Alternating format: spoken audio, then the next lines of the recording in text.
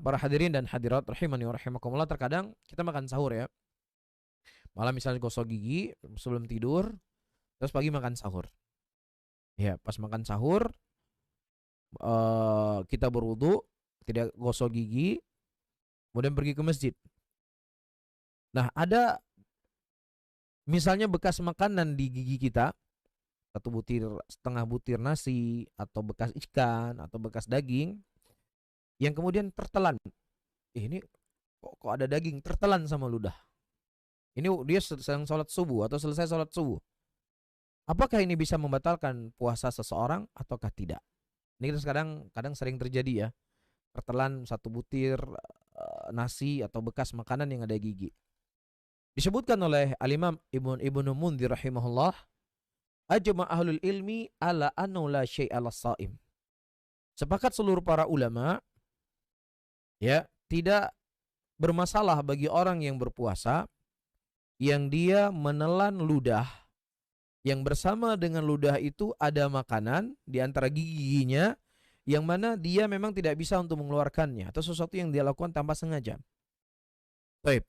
Wakhtalafu fi bal'ihi ma baina asnanihi bima yaqdar ala ikhrajihi wa tarhihi. Tetapi di sana para ulama berselisih pendapat, kata Ibnu Mundzir, kalau seandainya dia menelan makanan yang ada di antara giginya yang dia sebenarnya mampu untuk mengeluarkannya. Ya biasa orang-orang kan nggak sadar ya.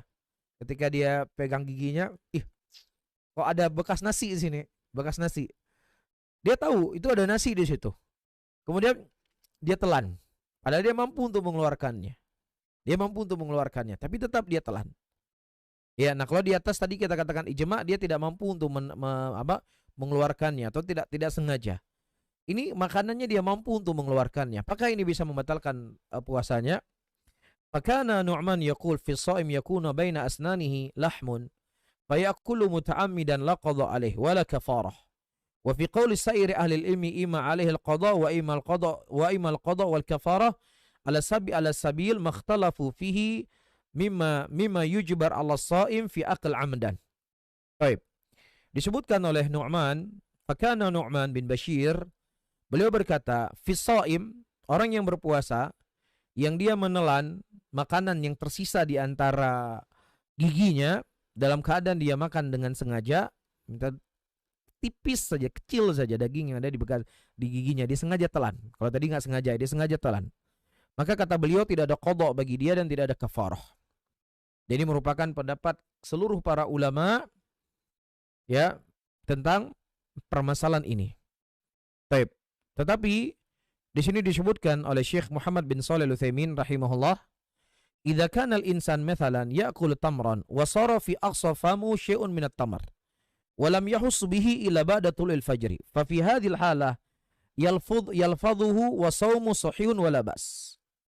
Ya, nah kalau seandainya seseorang misalnya dia makan kurma di waktu sahur, kemudian ada di ujung lidahnya, kemudian dia telan. Ya, dia telan daripada bekas kurma tadi setelah tenggelamnya matahari, maka dalam kondisi seperti ini puasanya itu tetap dikatakan sah.